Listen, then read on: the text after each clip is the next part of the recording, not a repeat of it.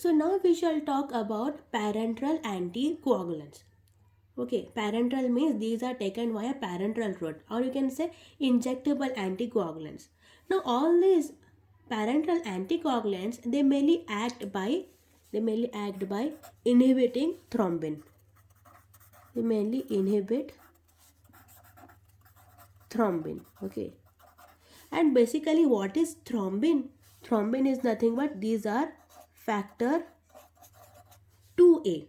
So that means these thrombin inhibitors, they are nothing but they are factor 2A inhibitors. Okay, so parenteral anticoagulants, we can also call them as thrombin inhibitors or factor 2A inhibitors. Now when we want to inhibit factor 2A, it can be divided into two parts. They are indirect thrombin inhibitor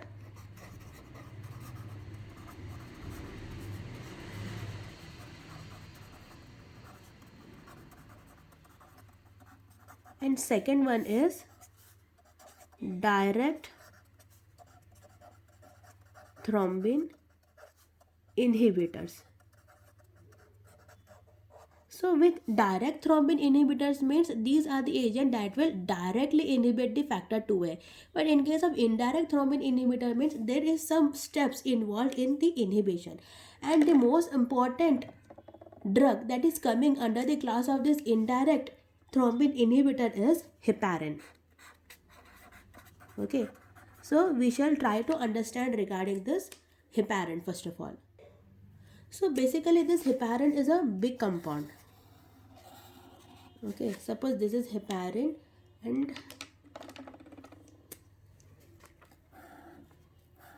now one part I have made in orange color. So this orange color part is carbohydrate in nature. Okay, you can see it properly. This orange part, it is carbohydrate in nature. We can say it is a pentasaccharide. Okay, it is a pentasaccharide and this entire compound is heparin. So heparin is a very big molecule and there is a terminal portion which is carbohydrate in nature, and we can say it is a combination of 5 sugar molecule to which we call it as a pentasaccharide. Okay, now what this pentasaccharide of this heparin will do is it will interact with a protein known as antithrombin 3. Okay, this pentasaccharide will interact with this antithrombin 3 group. Okay, so as the name says, it is antithrombin. That means it is inhibiting thrombin. So the name says that antithrombin, the function is to inhibit thrombin, isn't it? But normally it does not do its work. Okay, this antithrombin will not do its work. So what this heparin will do is this heparin will bind with antithrombin 3, and after binding with antithrombin 3, this is able to produce thrombin inhibition.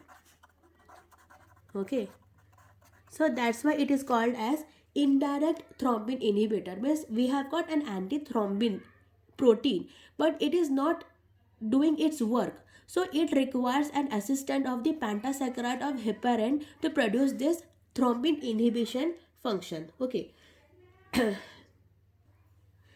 So this is the indirect thing, but this is not actually the indirect thing. You know what happens? Again, I'll be drawing this heparin molecule. This is the heparin with the pentasaccharide chain attached to it, and suppose this is antithrombin AT3. It is the antithrombin protein. So whenever this pentasaccharide binds with the antithrombin, it should inhibit thrombin. That is, it should inhibit factor 2A. But what they are doing is, instead, first of all, they are inhibiting factor 10A. Okay, so as soon as this pentasaccharide, the terminal position of the heparin, this pentasaccharide chain of the heparin, they bind with the antithrombin 3 molecule, they will first inhibit factor 10A. But we want to inhibit factor 2A. So for inhibiting factor 2A, some kind of conformational changes should take place in the heparin. Okay, suppose the heparin was like this now. Next it will become somewhat like this. Maybe somewhat like this. and this is the pentasaccharide group, and to this is attached your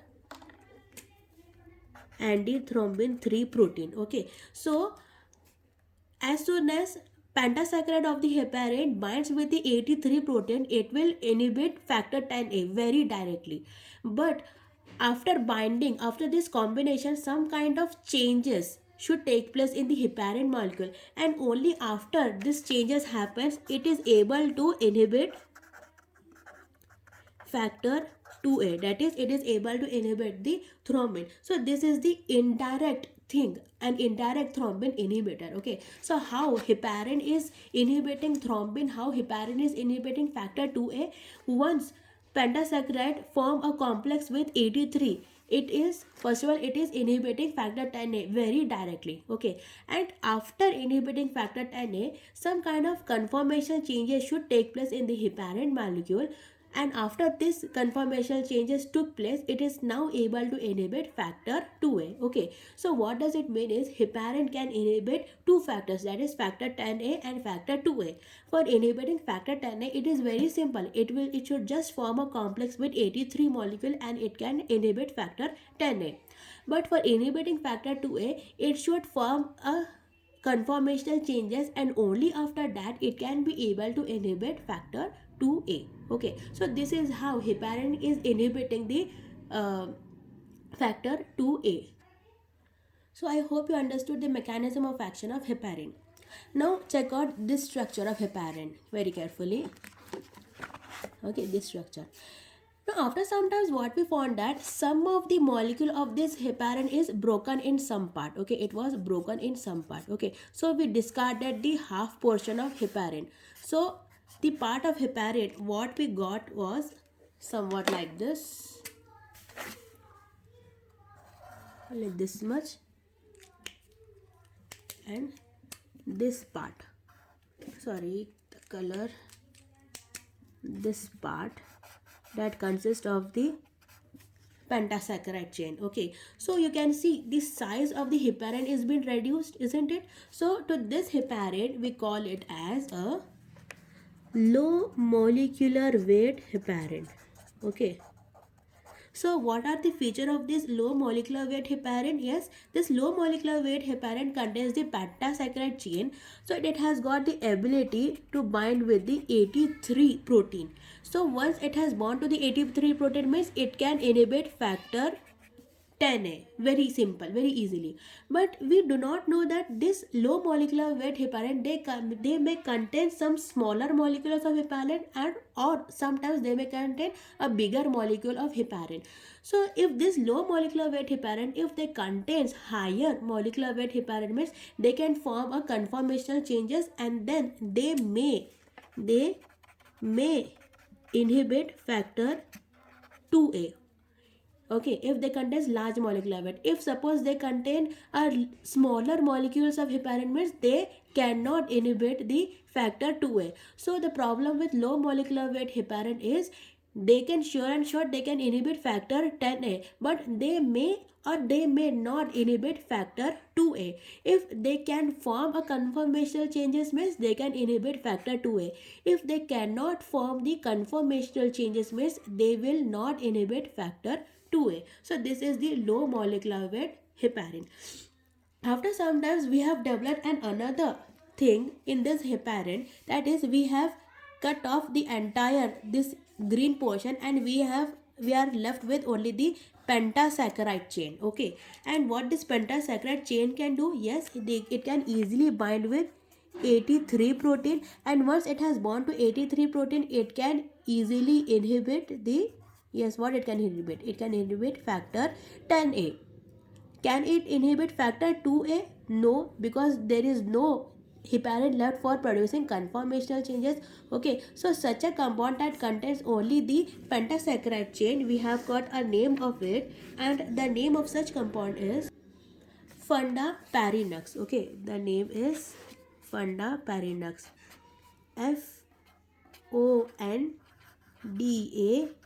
FONDAPARINUX. FUNDAPARINEX, FUNDAPARINEX. So FUNDAPARINEX contains only and only the pentasaccharide chain, and once it has bound to the 83 protein, it can easily inhibit factor 10A. Okay, so now if we compare all these three types of heparin, so first of all we have got unfractionated heparin.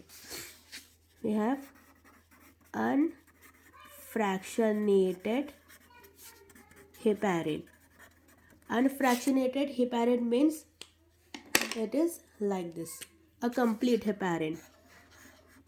A complete heparin along with the pentasaccharide chain. So this unfractionated heparin, what it can do, it can inhibit factor 10A because it can easily bind with 83 protein, plus it can undergo conformational changes, so it can inhibit factor 2A also. Okay, next thing is we have got a low molecular weight heparin. Low molecular weight heparin. So what is the structure of this low molecular weight heparin? It contains a part of heparin. Okay, so can it inhibit factor 10A? Yes, very easily. Just it needs to bind with the protein 83 protein and it can easily inhibit factor 10A. Next, there are chances that it may produce conformational changes or it may not produce conformational changes. If conformational changes are produced, then it can block factor 2A. If there is no conformational changes produced, means it cannot inhibit factor 2A. And the last thing we have is FUNDAPARINEX. FUNDAPARINEX. So what is FUNDAPARINEX contains? Yes, it contains only the pentasaccharide chain. And what this pentasaccharide chain can do? Yes, it can easily bind with the 83 protein and can easily inhibit factor 10A. Okay, so unfractionated heparin, it can inhibit both factor 10A and 2A. Low molecular weight heparin, it can inhibit factor 10A, but it may or it may not inhibit factor 2A, whereas FUNDAPARINEX, it can inhibit only and only factor 10A. Okay. So this was all about heparin, and can we do a small comparison between heparin and warfarin? What's it? If we do a comparison between heparin this side and warfarin this side, what all are the differences between heparin and warfarin?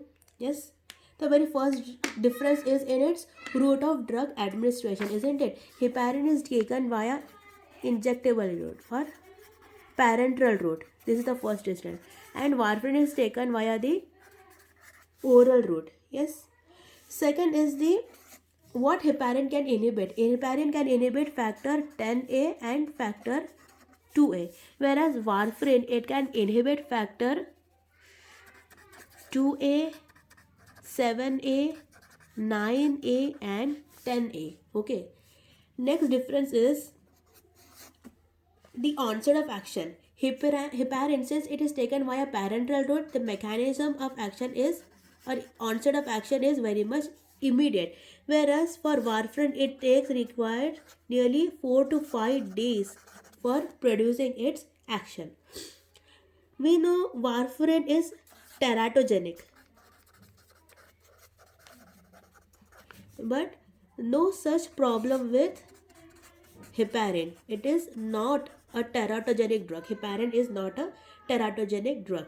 Next, we know the effect of warfarin is monitored by checking the prothrombin time, whereas the effect of heparin, it can be monitored by checking the APTT time, that is activated partial thrombin time. Okay, so this is the difference between heparin and warfarin. So this was all about the indirect thrombin inhibitor. Okay, we have got heparin. Next, we have got two more drugs in this list. Next, we'll talk about the direct thrombin inhibitor. Before talking about direct thrombin inhibitor, we need to discuss one of the important side effect of heparin.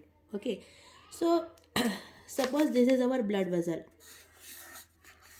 This is our blood vessel, and this one is heparin. See, heparin is an incomplete antigen.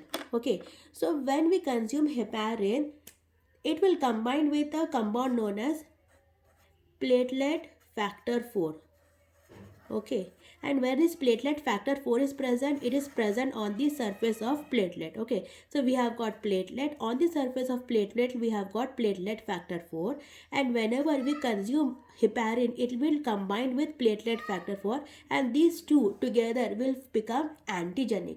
And whenever antigen is there, what is formed against antigen? Yes, we have got antibody. So lots and lots of antibodies will be produced, and since this is entire thing happening in blood, it will lead to formation of fibrin. It will lead to formation of fibrin, or you can say leading to formation of thrombosis. Okay, so this condition is known as thrombocytopenia, because here there will be deficiency of platelets.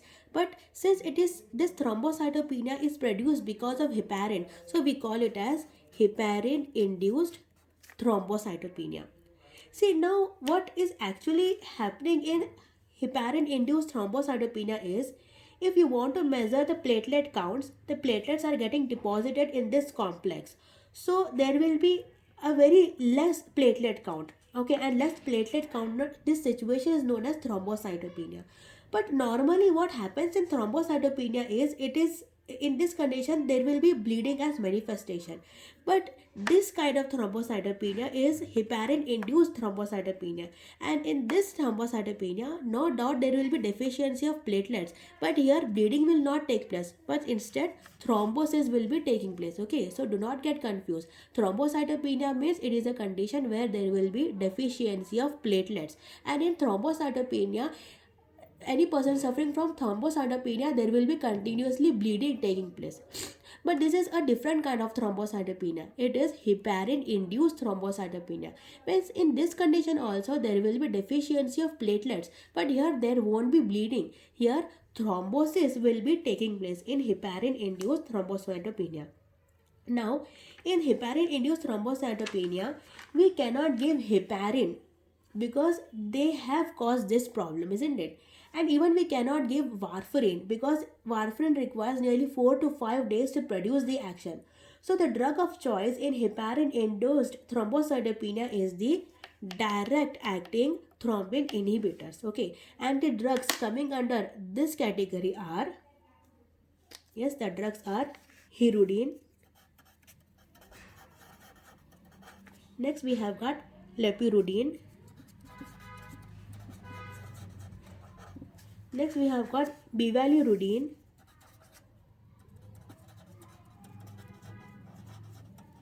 We have got ergatroban.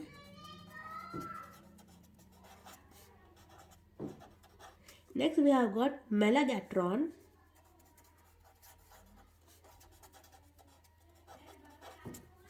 And lastly we have got dabigatran. Okay, so these are direct thrombin inhibitors. They will directly inhibit the factor 2A.